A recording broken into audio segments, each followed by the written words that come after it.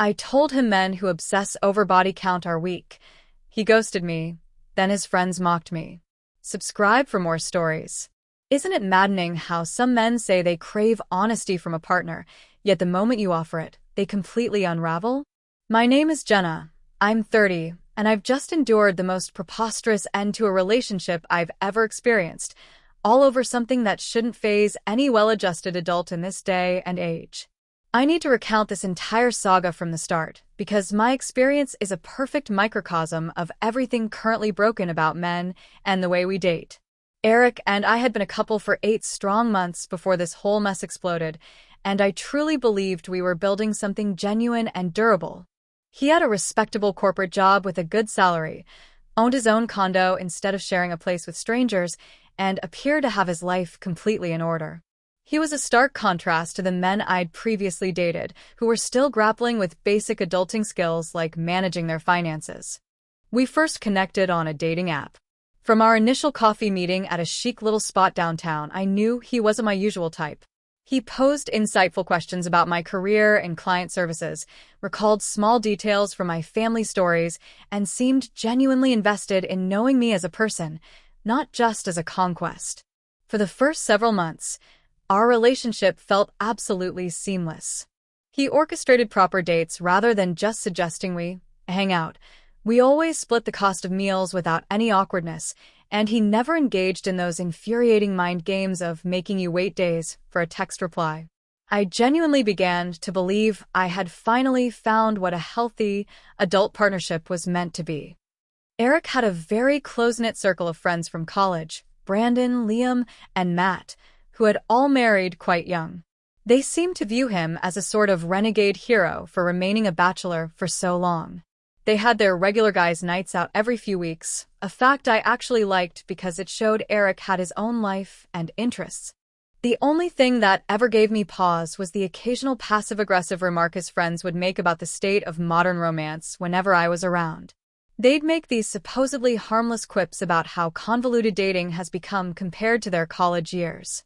Eric, to his credit, would usually redirect the conversation fairly quickly. I brushed it off as his friends being a bit stuck in the past. They seemed harmless enough, and Eric obviously valued their friendship. What I cherished most about Eric was that our relationship never felt like an investigation. He was aware, of course, that I'd had other boyfriends before him, but we'd never delved into those uncomfortable, specific conversations about numbers that can so easily poison something good. I believed we were both secure enough to accept that everyone comes with a romantic history. What truly counted was the bond we were forging together, here and now. Our physical connection was electric. We rarely fought about anything significant, and he had even floated the idea of me meeting his parents over the upcoming holidays. For the first time in what felt like forever, I was letting myself picture a tangible future with someone. Perhaps we would get a place together once his lease was up. Maybe we'd discuss timelines for an engagement. Every aspect of our connection felt like it was evolving in a healthy, organic way. And for once, I wasn't obsessively dissecting every message for hidden meanings or red flags. I felt completely safe and sure of where we were, which was a novel feeling for me. Looking back, I should have realized that level of security was too good to be true. The conversation that would ultimately detonate our relationship occurred on an unremarkable Thursday evening. We were at Eric's apartment, lounging on his plush sofa after a Thai takeout dinner, half watching some vapid reality show where contestants were oversharing details of their romantic pasts on national television. Eric made a casual remark about not understanding why anyone would choose to broadcast their private life for millions to scrutinize. I replied offhandedly that people simply have different boundaries regarding privacy. That's when Eric mentioned his friend Brandon had been complaining about dating apps, asserting that modern romance was broken because people no longer valued commitment like they used to. I couldn't stop myself from rolling my eyes. I told him that was such a classic male perspective, blaming the tools and the culture instead of examining their own flawed attitudes. Eric looked genuinely intrigued and asked me to elaborate on what I meant. So I explained my theory. The men who complain the loudest about modern dating are often the same ones with totally contradictory standards for women. They want a partner with virtually no past experience, who is also, by some miracle, an expert in all facets of a relationship. It's an impossible double standard that just highlights their own profound immaturity. Eric was quiet for a moment before asking if I believed a person's complete romantic history should be a factor for their current partner. I felt my guard go up. I knew exactly where this was leading. Frankly, I was annoyed we were even having this discussion.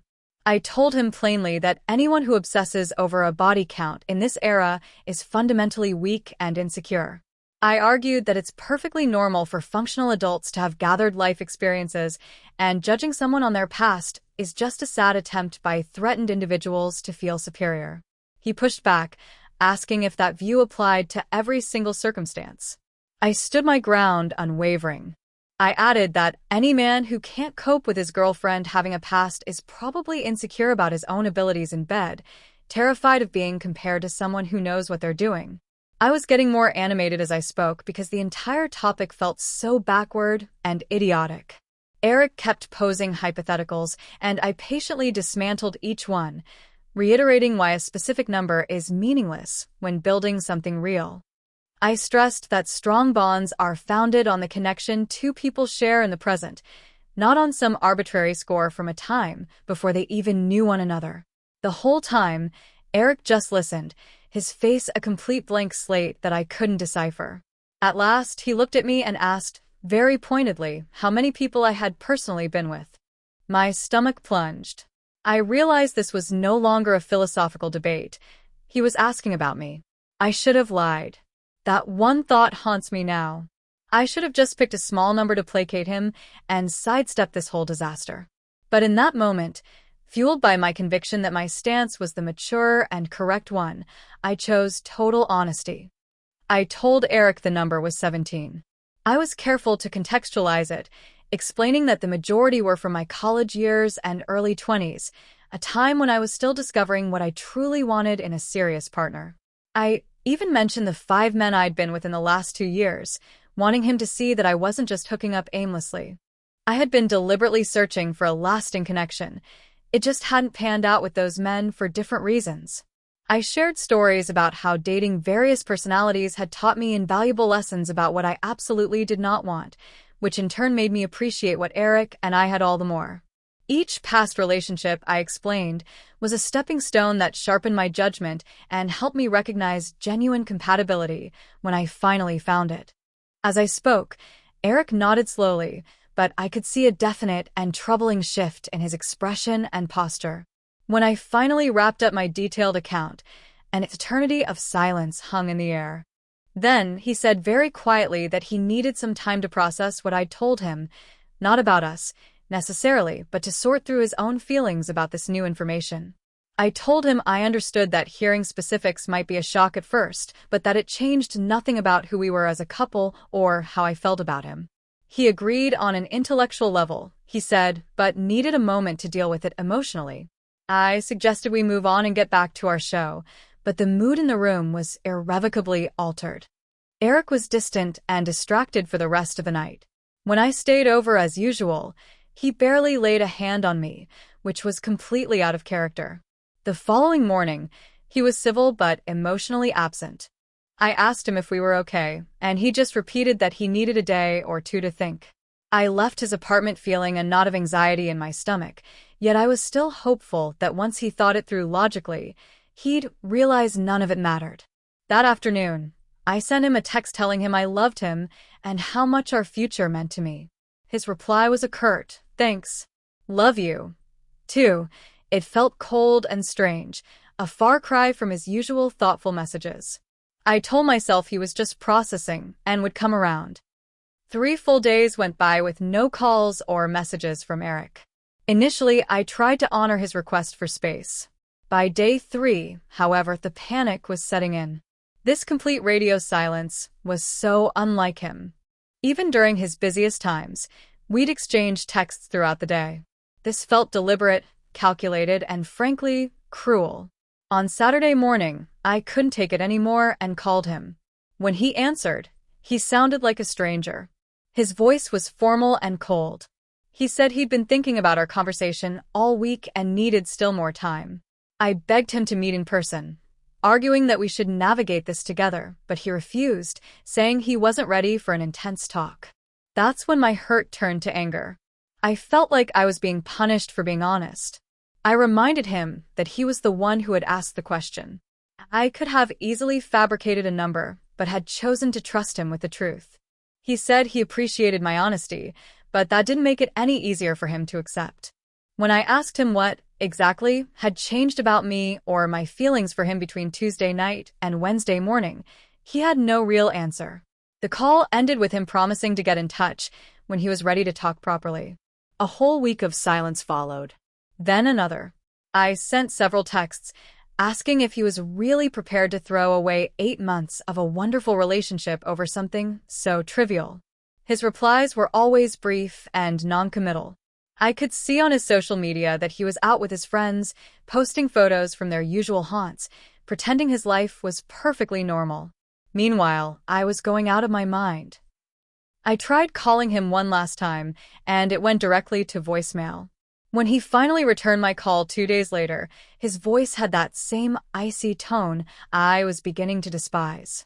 He said he'd spoken at length with people he trusted and had decided we weren't compatible for the future he wanted. When I asked him if this was truly all because of that number, he claimed it was about us having fundamentally different values. I told him it was the most immature thing I'd ever heard, that he was discarding something beautiful because of his own hang-ups. He conceded that I might be right, but he couldn't just magically change how he felt. The breakup call itself was devastating, but what came next was infinitely worse. Eric had told me we should take a break, which I instantly recognized as a coward's way of ending things for good. I was wounded and furious, but a part of me still hoped he would realize his mistake. About 2 weeks after our last conversation, I was shopping at Target and ran right into Liam, one of Eric's college buddies. I thought it might be a chance to gain some perspective, so I initiated a friendly chat. It started normally enough. He asked how I was, and I said I was coping, explaining that Eric and I were navigating some challenges. That's when a weird, knowing smirk spread across Liam's face. "Yeah," he said. "Eric told us the whole story about you too." My stomach dropped. I felt physically ill, right there in the aisle. I asked him what he meant, and Liam explained that Eric had shared every last detail of our private conversation with his entire friend group. He added that they all agreed Eric had dodged a bullet and was smart to get out before things got more serious. I was utterly mortified. The thought of these grown men gossiping about my private life, like spiteful teenagers, made me want to vomit. I asked what, exactly, Eric had told them. Liam said it was enough for them to understand why Eric wasn't comfortable moving forward. He actually chuckled as he said it, as if my humiliation was some form of entertainment. I wanted to defend myself, to explain how their entire viewpoint was sexist and wrong, but I could see his mind was already made up. He made a snide comment about how girls like me always pretend the past doesn't matter, but that guys weren't naive enough to fall for it anymore. The entire exchange took less than 5 minutes, but it extinguished any lingering hope I had for reconciliation. Not only had Eric abandoned me, he had actively humiliated me by broadcasting our most intimate secrets to his judgmental friends. When I got home, I immediately called Eric and confronted him. He didn't deny telling his friends, claiming he needed guidance from people who cared about him. I told him sharing my private information without consent was a profound violation of trust, and that his friends were just reinforcing his own biases. He retorted that his friends wanted what was best for him. The argument escalated quickly, with me calling him out on his hypocrisy and him insisting on his right to have standards. The final, most crushing blow came a month later. My friend Tasha told me she'd heard a disturbing rumor through her network.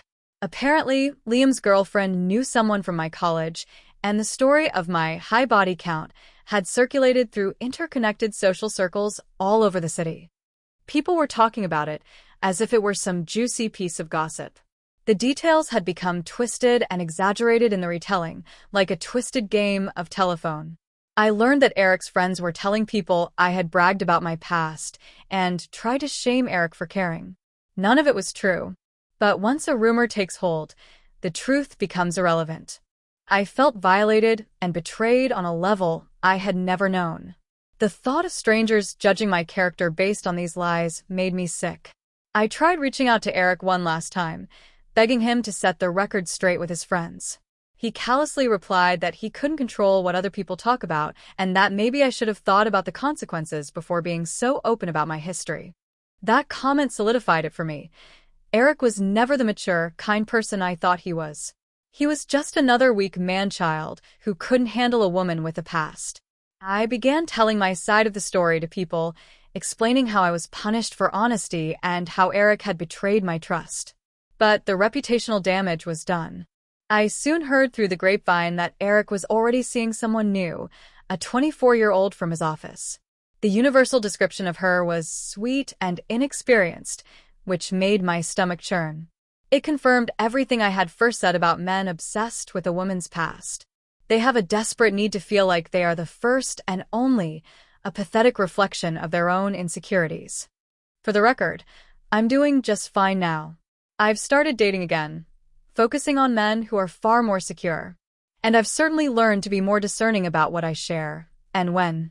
Eric and his gossiping friends can have their innocent girlfriends, who are probably just smart enough to lie about their pasts to avoid this very scenario. I know my worth, and I refuse to apologize for my life experiences just to coddle the fragile ego of an insecure man. If this whole nightmare taught me anything, it's how to spot these red flags from a mile away and to avoid men with such outdated, sexist views on women and dating.